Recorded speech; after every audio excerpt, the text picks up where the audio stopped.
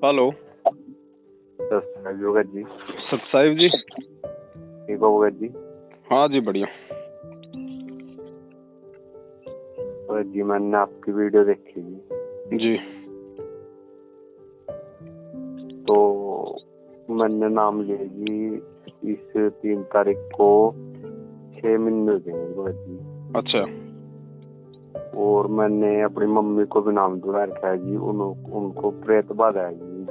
मान लो जैसे 3 जून वगैरह होना जी है जी। तो वो अब मतलब कि आया तो गया वो परमात्मा की कुटाई तो कर रहेगी परमात्मा उसकी। तो जी मतलब वो सेटिंग में ध्यान दे रहा जी। वो मंजे पे पड़ी जी बस कतई दे। और बोले भी था एक दिन भी तो बोलने भी लग गई बगैर मैं बीमार कर रहा जो मैं कर रहा था। और दास भी लगाई जी एक दो बार तो उन्होंने कहा जी भी सुमरन करते रहो परमात्मा दया करेंगे। तो अब वरदास भी लगा ली जी। नाम से शुद्ध करवाया था जी। तो इसका मतलब समझ में नहीं आ रही जी सेटिंग क्या किया जाए। कुछ नहीं भगत जी, भक्ति जो परमात्मा ने बताई है उस हिसाब से आप अपनी भक्ति पे लगे रहो। अब नाम लेने के बाद में लाभ तो है, फायदा तो है ना। फायदा तो है जी। तो भगत जी धीरे धीरे होगा फायदा आपको। अब कोई कैंसर का रोगी डॉक्टर के पास जाएगा तो भगत जी महीने में थोड़ी ठीक हो जाएगा। साल लग जाए, 2 साल लग जाए, 3 साल लग जाए। और आपको थोड़ा ज्ञान समझना पड़ेगा परमात्मा का। देखो आपकी माता जी को जो भी प्रेत बाधा है या जो भी कोई रोग है, बीमारी है, हो सकता है कर्म ज्यादा खराब हो कोई पिछले जन्म के। भाई वर्तमान में तो उन्होंने किसी का मतलब कुछ भी बुरा नहीं किया, चींटी भी नहीं मारी। लेकिन भगत जी वर्तमान के ही थोड़े कर्म है। अनंत युग हो गए हमारे को यहाँ पे जन्म लेते हुए। हम कितनी बार हम कसाई बने, कितनी बार राजा बने, हमने कितने कुकर्म किए, कितनी दुनिया को हमने बहकाया, हमने भ्रमित किया। वो सारे पाप कर्म हमारे साथ में है ना। तो वो सारे पाप कर्म भगत जी वर्तमान में जोड़ देंगे, चाहे वो प्रेत बाधा के रूप में दो, चाहे किसी शारीरिक कष्ट के रूप में दो। तो वो तो परमात्मा को पता है। अब हम परमात्मा की हॉस्पिटल में हैं। अब भगत जी धीरे धीरे भक्ति करते रहने से ही, सत्संग सुनते रहने से, 5 यज्ञ करते रहने से धीरे धीरे परमात्मा इन रोगों का नाश करेगा। और अब ये परमात्मा के ऊपर निर्भर करता है कि परमात्मा इसी जन्म में वो पाप कर्म काटे या हो सकता है माता जी को दूसरा जन्म दे, तीसरा जन्म दे। लेकिन वो परमेश्वर की शरण में आ गई भगत जी। इस स्कूल में एडमिशन हो गया। अब आत्मा उस परमात्मा के हाथ में है। अब जो भी होगा उनके साथ में अच्छा ही होगा। तो इतना भगत जी हमारे को विश्वास रखना पड़ेगा। मैंने तो पूरा विश्वास है जी। देखो परमात्मा पे देखो भगत जी खुद हमारे गुरुजी के जो माता पिता जी है ना, हाँ जी, उनको सारनाम तक मिला हुआ था। ठीक है जी। लेकिन फिर भी भगत जी वो पार नहीं हो पाए, मोक्ष नहीं हुआ उनका जी। ठीक है, उनको भी दोबारा से जन्म लेना पड़ेगा। तो सोचो भगत जी आप और हम कहाँ है। पहली बात तो ये सोचो कि गुरुजी के माता पिताजी कितनी पुण्यकर्मी आत्मा होंगे जिनके घर में परमात्मा ने प्रकट होने की लीला की और उनको सारनाम तक परमेश्वर ने दे दिया। उसके बाद भी वो आत्माएं भगत जी मोक्ष को प्राप्त नहीं हो पाई हैं। तो सोचो हमें कितना विश्वास और कितनी भक्ति की आवश्यकता है जी। समय लगेगा भगत जी, विश्वास रखो। स्वयं परमात्मा है, इसमें कोई मीन मेख नहीं है।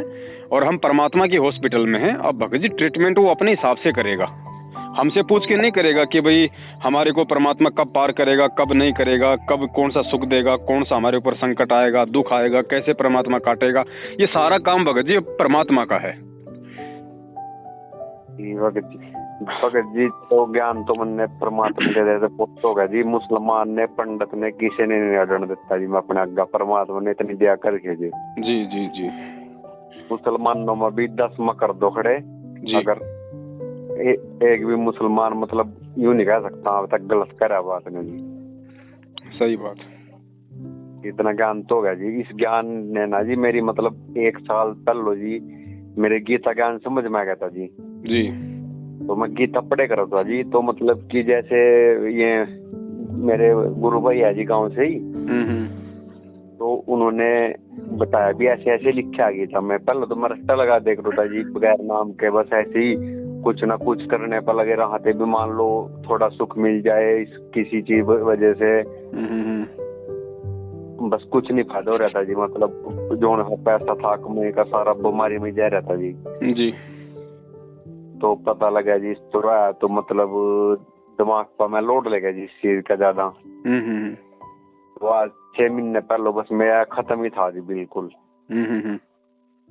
तो मैंने गुरु जी का नाम लिया जी, मैं डटा रहा। खैर 1.5-2 महीने तक मेरी कंडीशन वैसी रही, फिर मैंने परमात्मा पर विश्वास अड़ग ये जो परमात्मा के देते आज मैं बिल्कुल ठीक हूँ जी। मैंने अच्छा दे दिया जी, अजी बोलने लगूंगा अगला कोई अगले तो बोलने का मौका ही नहीं मिलता जी। वो तो देखो परमेश्वर का ज्ञान ही इतना दृढ़ है भगत जी, आत्मा को इतना परमात्मा दृढ़ बना देता है, क्योंकि ज्ञान ही तो भक्ति का आधार है। जब ज्ञान जीव को हो जाएगा तो उसे कोई डगमग नहीं कर पाएगा भक्ति से। हाँ जी। हाँ बस हम तो यूँ सोच रहे बस मान लो तो वे भी हमारे में इसी मान लो जो से विरोध कर रहे जी। देखो सब परमात्मा के बच्चे हैं भगत जी, जब उनका ठीक का समय आ जाएगा परमात्मा से जुड़ने का तो वो भी आके चरणों में शीश नवा देंगे। और बस हम तो जो सभी पंडित हमने मिल जाएंगे उसके तो मुंह से छेद ज्ञान बढ़िया इतना ज्ञान दे दिया परमात्मा ने। जी जी जी। अयो खोल लो हमें मूर्ख बना दिया। चलो मखा नहीं ज्यादा कर सकते आप, मान लो मोक्ष का आधार तुम्हारा गीता जी है, चलो आप गरुड़ पुराण तो पढ़ा लो। आप तो कहीं बजवाई दिए, कहीं पितरों कपड़ा दरवाए दिए, कहीं कुछ करवा रहे आप जी। एक बड़ा आदमी तो कर लेगा जी इतना काम। चलो मान लो वो पाठ भी करवा लेगा। मान लो कोई दिहाड़ी करने वाला है जिसकी दिहाड़ी 400 रुपए है जी, रोज खाना रोज कमाना है जिसका, उसके पितर बिगड़ रहे, उसकी माँ बिगड़ रही, वहां से करवा लेगा जी पाठ। तुम तो पंडित होते हैं बात कहा जी भैया, परमात्मा के पंडित आगे से बोलते नहीं है जी, बस पंडित तो नहीं भटका दी ज्यादा दुनिया तो है। ये ब्राह्मण किसे कहा मखा, ब्राह्मण ही नहीं पता किसने कहा लोग ब्राह्मण बने, फिर कारो पालू खुआ रखा ब्राह्मण, ये पता नहीं ब्राह्मण कहा किसने। सही बात। चलो कोई बात नहीं भगत जी, जिसको भी समझाओ जिससे भी ज्ञान चर्चा करो बिल्कुल प्यार से समझाना, गुस्सा बिल्कुल नहीं होना है, अपशब्दों का प्रयोग नहीं करना है, क्योंकि हमने ये नहीं भूलना चाहिए कि जो भूमिका आज वो पंडित कर रहा है दुनिया को ठगने की, दुनिया को गुमराह करने की, वो जन्म हमने भी बहुत सारे भोग लिए। हमने भी लोगों को ऐसे गुमराह किया अनंत युगों में, लेकिन हमारा कोई समय था, परमात्मा ने हमारी सुन ली, उनकी अभी परमात्मा ने सुनी नहीं है। जब उनका समय आएगा तो वो भी सब छोड़ छाड़ के परमात्मा के चरणों में आ जाएंगे। तो हमने किसी के प्रति कोई वैर भाव, ईर्ष्या भाव या ऐसा कोई शब्दों का यूज नहीं करना भगत जी, चाहे वो समझे या ना समझे। बोलना हमारा फर्ज है, ठीक है, समझाना हमारा कर्तव्य है। कोई नहीं समझता है तो हमने उसके प्रति वैर भाव वाली स्थिति नहीं रखनी है। ठीक है भगत जी। और वो तो मान लो परमात्मा अपनी आत्माओं ने अच्छी आत्माओं ने मान लो एक ऐसा आदमी है जी, वो दारू मांस मदिरा कुछ नहीं सेवन करता, ना बीड़ी ना सिगरेट जी, उसे भी हम समझाएंगे, लेकिन वो उसके पिछले बात तेरी चर्चा ना सोए जाए, जोर के वेग से भूख विदा हो जाए। सही बात। तो मान लो ये एक तो एजुकेटेड हो गया जी, वो कुछ नहीं कर रहा, ये मान लो ऐसा है नरक में पड़ा, वो सभ्य है बिल्कुल, वो भी तो शरण में रहा जी परमात्मा की, वो पिछला पुण्य नहीं होगा जी। सही बात है भगत जी। वो तो पिछला पुण्य कर्म है ना, वो जो शराब भी उठ का आया यहाँ शरण में खड़े है जान का, और ये एजुकेटेड भी मान लो सारा देख सुन का भी मतलब भी सच्चे ने जान का भी सच नहीं मान रहे। देखो भगत जी, परमात्मा ने जो बताया ना, परमात्मा ने ये बताया कि ये जो भक्ति है परमेश्वर की, ये जरूरी नहीं है कि कोई बहुत ज्यादा पढ़ लिया लिख लिया, किसी ने PhD कर ली, कोई IAS ऑफिसर है तो उसके जल्दी समझ में आ जाएगा। ये परमात्मा का ज्ञान सांसारिक पढ़ाई के स्तर से समझ में नहीं आता, ये हमारे पिछले जन्म के संस्कारों से समझ में आता है। अब देखिए ऐसे ऐसे परमात्मा के बच्चे हैं जो गाँव में भेड़ बकरियां चराते हैं, जिन्होंने कभी पुस्तक उठा के नहीं देखी जिंदगी में, वो तो भक्ति कर रहे हैं। और जो अपने आप को बड़े बड़े अधिकारी समझ रहे हैं, जिन्होंने सारी पढ़ाई पढ़ ली, सारी डिग्रियां ले ली, वो आज गुरु जी के नाम से मतलब नफरत तक करते हैं। तो यहाँ की पढ़ाई के हिसाब से ये भक्ति समझ में नहीं आती भगत जी। और दूसरी बात, जो भी व्यक्ति जितने ज्यादा ऐब करता है, चाहे शराबी है, शराब पीता है, कोई मांसाहारी मांस खाता है ना, गुरु जी ने बताया कि वो विशेष पुण्यकर्मी आत्माएं हैं। तुम ये ना समझो कि अगर कोई शराब पी के ड्रामा कर रहा है, रात दिन शराब में धुत रहता है, तो वो मतलब अच्छी आत्मा नहीं होगी। गुरु जी ने बताया उसके पास में भक्ति धन है बहुत ज्यादा, क्योंकि काल केवल उसी आत्मा को ज्यादा विकारों में डालता है जिस आत्मा के पास में ज्यादा भक्ति धन होता है। जैसे गुरुजी ने बताया कि अब जैसे कोई चोर है, चोर अगर चोरी करेगा तो किसी चाय की दुकान वाले के घर में करेगा या किसी धनी आदमी के घर में करेगा। तो उसी प्रकार ये जो काल है ये केवल उन्हीं आत्माओं को ज्यादा विकारों में धांसता है जिनके अच्छे भक्ति संस्कार होते हैं, जिनके पुण्य कर्म ज्यादा होते हैं, ताकि ये आत्माएं उस संत की शरण में ना आ जाएं, उस संत के संपर्क में ना आ जाएं। तो हमने नफरत तो किसी से करनी ही नहीं भगत जी, क्योंकि हम देखो हमारे में से बहुत सारे भगत भाई तो ऐसे हैं जो इसी जन्म में एक नंबर के शराबी थे, मांसाहारी थे, जुआरी थे। हाँ जी। हैं, और इस जन्म में नहीं होंगे तो भगत जी ये तो है ही नहीं कि हमने कभी ऐसे जन्म नहीं भोगे होंगे। हाँ, सारे भोगे हुए जन्म भोगे हुए ना। तो भगत जी हमने उस स्थिति को ध्यान में रख के और केवल ज्ञान चर्चा जो करने का गुरुजी ने जो अधिकार दिया है उसके तहत हम केवल संदेशा दें।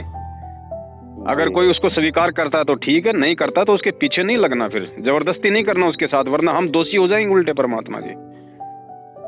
अगर सामने वाले ने थप्पड़ मार दिया, 2 गालियां आपको बकी, 2 गालियां फिर गुरुजी को बकेगा, तो वो फिर हमारे कारण बक रहा है क्योंकि हम उसके पीछे जबरदस्ती लग रहे हैं। और भगत जी मान लो ये जो गुरु की सुने का ना तो पशुओं को फोकट गया ना, तो इसका मतलब इसका क्या करे जाएगा जी। ये हमारे सामने कोई मान लो हमारे गुरु जी की निंदा कर रहा तो उसका क्या तोड़ा है जी, वो तो मरते मेरा तो खून बाड़ा खा जाए जी। इस टाइम गुरु जी के बारे में खाना कोई दिया तो मैं सिर फोड़ दो उसका। आपकी बात भगत जी सही है। जो व्यक्ति गुरु भगत होता है ना और जो गुरु जी को अपना पिताजी के रूप में स्वीकार कर लेता है, फिर वो अपने गुरु की, अपने पिताजी की किसी से भी निंदा, चुगली, अपशब्द स्वीकार नहीं कर सकता। उसके दिल में आग लगेगी। क्यों लगेगी? क्योंकि वो सूरवीर है। परमात्मा ने बताया ना कि लख भर सूरा जूझ ही लख भर सावंत दे, लख भर यति जहान में तब सतगुरु शरण आले। यानी अनंत युगों तक हमने जो सूरवीर के जन्म भोगे हैं ना, वही आत्माएं गुरु जी की शरण में आती हैं, संत की शरण में आती हैं। तो वो गुण तो हमारे अंदर है ही। अब हमारे पिताजी के प्रति कोई कुछ कहेगा कि भाई तुम्हारा गुरुजी ऐसा, तुम्हारा गुरुजी ये करता, वो तुम्हारा गुरुजी वो करता, तो अंदर से भगत जी हमारे अंदर आग लगती है। हाँ जी। लेकिन परमात्मा ने जो ज्ञान दिया है ना, उस आधार से हमारे को थोड़ा सा धैर्य रखना पड़ेगा। गुरुजी ने बताया यदि कोई मेरी चुगली करता है, कोई मेरे बारे में उल्टा बोलता है और तुम सुन रहे हो, तो वो निंदा नहीं होती। वो सामने वाला जरूर मेरी निंदा कर रहा है, लेकिन तुम्हारे ऊपर जब तक वो दोष नहीं लगेगा तब तक तुम उसकी बातों को स्वीकार नहीं कर लोगे कि यार वास्तव में ये जो कह रहा है गुरुजी के खिलाफ ये सही कह रहा है, यार कहीं गुरुजी ऐसे ना हो। तब तो हो गई, आपने निंदा सुन ली। और यदि वो चाहे कुछ भी बोल रहा है गुरुजी के प्रति, कुछ भी बक रहा है, और आप ये सोच रहे हो कि यार ये नादान प्राणी है, मूर्ख आदमी, इसको कुछ मालूम तो है नहीं, लोगों की सुने सुनाई बातें भोंक रहा है, तो आपने उसकी सुन के भी नहीं सुनी, तो वो निंदा नहीं होती भगत जी। सुनना इस तरीके से, वो दोष हमारे को नहीं है। अब ऐसे तो हम किसी बस में जा रहे हैं, हम किसी ट्रेन में जा रहे हैं, और वहां 2 आदमी मान लो अगर गुरुजी की बात चल गई, गुरुजी को गालियां निकाल रहे हैं, तो हम कहाँ जाएंगे? हम उठ के, वो हमारे को सुननी पड़ेगी ना, वो हमारी मजबूरी है। हम चलते ट्रेन में थोड़ी कोई नीचे उतर जाएंगे, और ना हम उससे कोई झगड़ा कर सकते। तो गुरुजी ने बताया कि उसको बालक समझे, उसको मूर्ख समझे कि नादान प्राणी है, दुनिया की देखा देखी बोल रहा है, हमारे गुरुदेव ऐसा नहीं है जैसा ये बोल रहा है। तो हमने उसकी निंदा जो वो कर रहा है ना, हमने वो निंदा नहीं सुनी भगत जी। ठीक है जी भगत जी। ये बताया गुरुजी ने निंदा के विषय में। हाँ, तो मेरी कल मुसलमानों के साथ हो रही थी चर्चा, एंड ठीक ठाक थे, पढ़े लिखे थे जी, मतलब उसके हिसाब से, मतलब अपनी कुरान के हिसाब से। तो मैंने ये अपनी मोबाइल टून जो है जी लगाई है, मतलब जैसे मेरे पास फोन आता है वो है जी, मतलब खुदा ईसा के नाम एक ही शक्ति के हैं। वो कैसा है? अब अच्छे देखे तत्वदर्शी संत रामपाल महाराज के मंगल प्रवचन। वो मुसलमान का बोल रहा यह कैसी टून लगा रही, मगर इसे सुन पहले का। मैंने फोन मंगाया, वही लाला बैठा लाला सुनाई, तो चल गई जी ज्ञान चर्चा। वो पंडित जी ज्ञान चर्चा दिखा अमरते अपने किसी मुसलमान के साथ। माँ पढ़ता को तो मैं रैपट मारू मुँह पा। पंडित पुंडित नहीं हम मानते ना, मैं जब करा पत्थर पूजा, मैं सोच रहे थे पत्थर पूजा कराए भी। माँ पत्थर पुत्थर कुछ नहीं पूजते हम। तो इकरी चलती रही जी। महा भाई साईं अब्दुल्ला साईं वो है जी हमारे यहाँ से हरियाणा में। तो मन के पास भी गया जी, माँ जी भी थी थी, मैं कहता जी मेरा माइंड अटैक कर गया था ना जी, मतलब गीता ज्ञानी हो।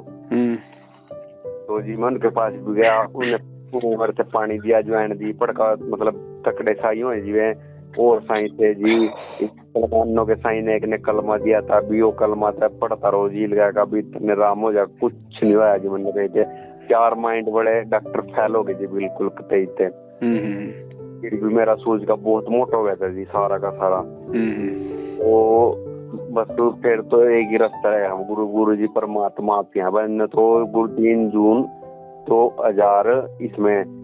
2020 में ही मतलब इसी साल में नाम लिया जी गुरु जी का, और अब मैं परमात्मा के दया से बिल्कुल ठीक हूँ।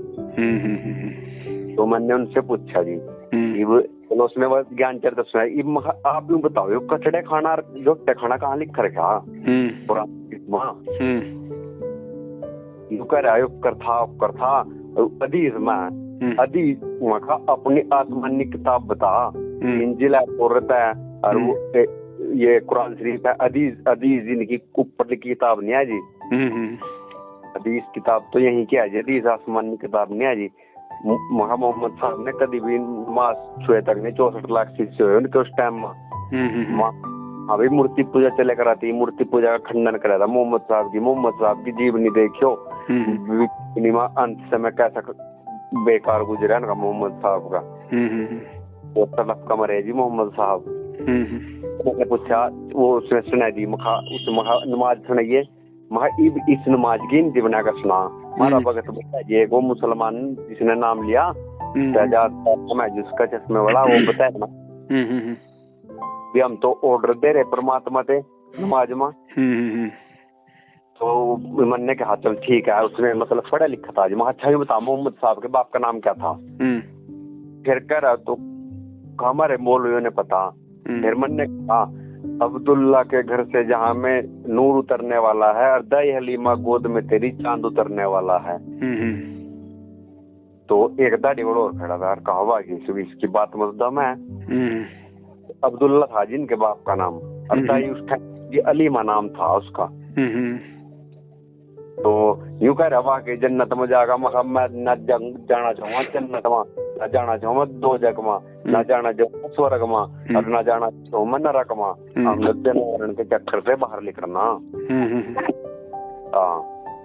आप कहाँ जाएंगे? मखा हम तो जन्नत में जाएंगे। एक पंडित टकरा गया, वो श्लोक सुना रहा मरते एक मखा तस्कर बताओ हम तत्सती निर्देश से ब्रह्मणे त्रिवेदे समर्थे। वो और लग गया, मखा ये बताओ जी गीता पढ़ी आपने? तो देवी भागवत पढ़ लो, फलाना पढ़ लो। वहाँ गीता माई गीता तो मेरी थोड़ी थोड़ी पढ़ी है, मामो कर रही मारा गीता, और पढ़ी है नहीं तेरी गीता दाना भी। पितरों ने उपज रहे थे, हम कहीं कुछ करवा रहे, टांग पटांग कर दूर बैठा। महा जी पंडित जी आप मरने के बाद कहाँ जाएंगे? कहा बैकुंठ। माँ तेरे वास्ते पड़ा बैकुंठ खाली बैकुंठ तेरे वास्ते पड़ा बैकुंठ खाली था, तो हम तो भूत बने फिरांगे। क्या कर रख दिया ये वेदों के ज्ञाता तो हम ही कहे ब्राह्मण वो जो गुरु जी कहाँ ब्रह्म पछाने, इन्हें उस ब्रह्म कहीं नहीं पता आज तक। सही कृष्ण का ही पता बस इन्हें। कहा एक कह रहा पंडित या जो भी था भी कहा परमात्मा सिर पर ठहर का पूरा फेसबुक पर पोस्ट पता न होना गुरु जी की। परमात्मा तो सिर पर और पैरों में वहाँ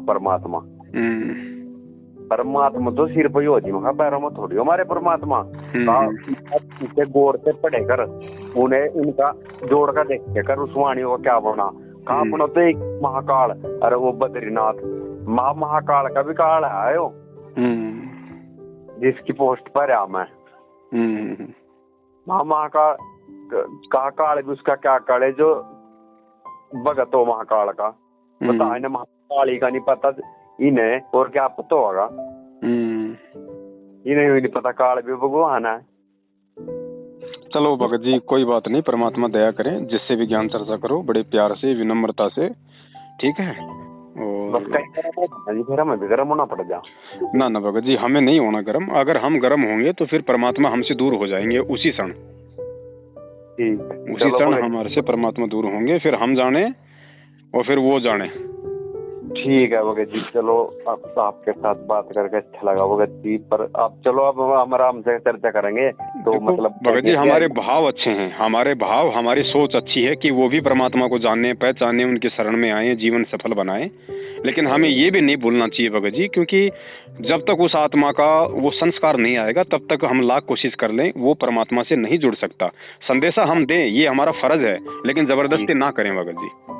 परमात्मा ने क्या बताया कि भाई किसी से भी ज्ञान चर्चा करो, उससे तुम थोड़ा थोड़ा उससे बात करो, और जब तुम्हें लगे कि वो तुम्हारी बातों में जो है मतलब वो इंटरेस्ट नहीं ले रहा, तो तुरंत वहां से दूर हट जाओ। फिर कभी मिलो, जब भी तुम्हारा मौका लग जाए फिर थोड़ी सी चर्चा कर दो। फिर लगे कि हाँ अब ये मेरी बातों में ज्यादा इंटरेस्ट नहीं ले रहा, फिर चुपचाप हो जाओ। तो गुरुजी कहते हैं कि तुमने उसको इंजेक्शन लगा दिया, अब वो विचार करेगा उन बातों पे। हाँ बस कल उनका इंजेक्शन लगा दिया मैंने मुसलमान। हाँ, अब वो आदमी विचार करेगा कि वास्तव में यार हिंदू होकर हमारे धर्म को हमारे से भी ज्यादा जानता है, तो वो विचार करेगा, गुरुजी के सत्संग सुनने का प्रयास करेगा, है कि नहीं। बस हमने केवल भगत जी इतना ही करना है, ज्यादा नहीं। मैं अपने मोहल्ले में पड़ोस में यहाँ सब ने अच्छा लगता जी, मैंने कहा था भी बस जो बंदा ठीक है, और मेरे चाचा ताऊ के मामा भी बीमार हैं जी, सारे हैं, तो मतलब सारे मन ने ही वो करा था जी केयर मेरी। ठीक है, ये मन ने गुरु जी का नाम ले लिया, ये मरते सारे फूके फूके फिरा। कोई बात नहीं भगत जी, वो देखो क्या है ना, अभी उनको इतना ज्ञान है नहीं, जानकारी है नहीं जी। मैं उन इस टाइम अच्छा लगता तो ना, इतना भी तो कोशिश करनी चाहिए ना भी। वो आदमी और भी मान लो कुछ न कुछ तो बात होगी, और इनके सामने मैं मरा मंजे पत्ते खड़ा है जी, गुरु जी का नाम लेगा। इतना भी नहीं दिमाग है जी, बताओ इनमें। भगत जी दिमाग है, सबके अंदर है दिमाग, लेकिन वही बात है ना, जब तक वो समय नहीं आएगा भगत जी तब तक वो आदमी विचार भी नहीं करेगा। हाँ बस वही। और जब समय आ जाएगा, अब जब समय आ जाएगा तो भगत जी उसको आपसे भी पूछने की जरूरत नहीं पड़ेगी। हाँ जी, है ना। तो हमें उस चीज को भूलना नहीं चाहिए। एक बात बताइए, हमारे गुरुदेव सन 1994 से नाम दीक्षा दे रहे हैं जी। गुरु जी के परिवार वाले, माता पिता, भाई बंधु, रिश्तेदार भगत जी 2008 के बाद क्यों आए जी? 16 साल तक कहाँ थे वो लोग? क्या गुरु जी ने समझा ही नहीं? 16 साल में उनको खूब समझाया ना। जब भगवान के समझाने से खुद उनके परिवार वाले नहीं समझे, तो भगत जी हमें इन चीजों पे विचार करना चाहिए कि जब तक जीव का समय नहीं आएगा, संस्कार परमात्मा से जुड़ने का नहीं आएगा, वो ठीक का समय नहीं आएगा, तब तक वो नहीं जुड़ सकता। हम जबरदस्ती ना करें, हम केवल संदेशा दें बस जी। एक से नाम जो आया था जी, चलो देने वाले तो परमात्मा है जी, राधा स्वामी का था जी, वो यहीं का। लड़की ने कुछ बात थी जी, बस उसको पूरे मन से नहीं लगा जी उसमें। तो जब फोन करा जी, फोन कर दो मैं उसके पास, तब वापस जा लिया, गुरु जी का नाम भी लेकर छोड़ का अरट करा, 10 में वापस तो जा लिया। पर इस ने गलत ना कहे, देखा दीवी संत है जिसने संत कहा। कोई बात नहीं भगत जी, नाम लेने से भी कोई भगत नहीं बन जाता है। अब एक स्कूल में बताओ 1000 बच्चे हैं, कोई मेरिट में आता है, कोई फर्स्ट आता है, कोई सेकंड आता है, कोई थर्ड आता है, कोई सप्लीमेंट्री आता है, कोई कप्लीमेंट्री आता है, कोई बीच में छोड़ के भग जाता है। ये सबके अपने संस्कार होते हैं भगत जी। नाम ले लिया, पता नहीं कौन आदमी ज्ञान समझ के ले रहा है, कौन आदमी अपने रोग निवारण के लिए ले रहा है, कौन अपना भूत निकलवाने के लिए ले रहा है, कौन आदमी है जो गुरु जी से अचानक ही जुड़ गया, उसको किसी ने नहीं बताया और वो बहुत अच्छा भगत बन जाता है। तो ये सबके अपने अपने संस्कार है भगत जी। देखो, जो व्यक्ति जहाँ तक कि इस भक्ति मार्ग में टिकट लेके है ना, वो केवल वहीं तक की यात्रा करेगा। जैसे गुरुजी ने बताया कि हम ट्रेन में जाते हैं जी भगत जी, अब ट्रेन में जिस आदमी के पास में जहाँ तक की टिकट होगी वहीं तक तो यात्रा करेगा। हाँ वहीं तक। जिसकी टिकट खत्म हो जाएगी वहीं वो आदमी नीचे उतरता जाएगा। तो गुरुजी का शिष्य बन गया, इसका मतलब ये नहीं कि वो आजीवन भक्ति करेगा। पता नहीं वो आज जैसे हमें गुरुजी अनंत युगों से अपनी शरण में लेते आए जी। अगर हम इतने अच्छे भगत होते तो हम पहले पार हो जाते ना। लेकिन हमने भक्ति की नहीं कभी डट के। हमने कभी 2 साल भक्ति की, कभी हमने 4 साल भक्ति की, कभी हमने 10 साल भक्ति की। तो वो स्थिति वर्तमान में उन आत्माओं की है जो आप और हमारी पहले रह चुकी है। क्या पता वो आत्मा आज पहली बार गुरुजी के शरण में आई हो, उसके ऊपर भक्ति का रंग चढ़ाओ, परमात्मा ने भक्ति का बीज उसके अंतःकरण में डाला हो। अब क्या पता उसको पार करने में परमात्मा को लाखों वर्ष लग जाएं। तो हमें इन चीजों को नहीं भूलना चाहिए कि भाई आज अगर हमने किसी को नाम दिला दिया है, किसी ने नाम ले लिया, तो ये नहीं समझना चाहिए कि इसी जन्म में उसका बेड़ा पार हो जाएगा, उसका मोक्ष हो जाएगा। नहीं, पता नहीं वो कितने अभी तो मतलब जबोले खाएगा। चलो यार जी, इस बस हमसे तो इतना हो गया जी।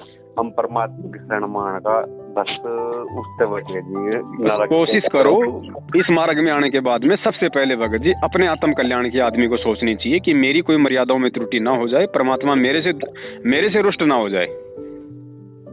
हम अपने आत्म कल्याण के, हम दूसरों के आत्म कल्याण के चक्कर में अपना कर्म धर्म ना भूल जाएं।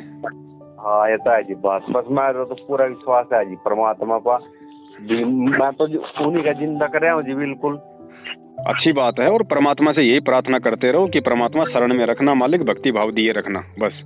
हाँ तो बस भक्ति भाव देना और परमात्मा मोक्ष देना, बस मेरी सही बात है जी। बस परमात्मा बस तो यही भाव हम सबको रखने चाहिए भगत जी, तभी बात बनेगी हमारी। चलो भगत जी ठीक है, और भी फोन आ रहे हैं भाइयों के, है ना? ठीक है जी। हाँ सत साहिब, जय हो बंदी छोड़ के।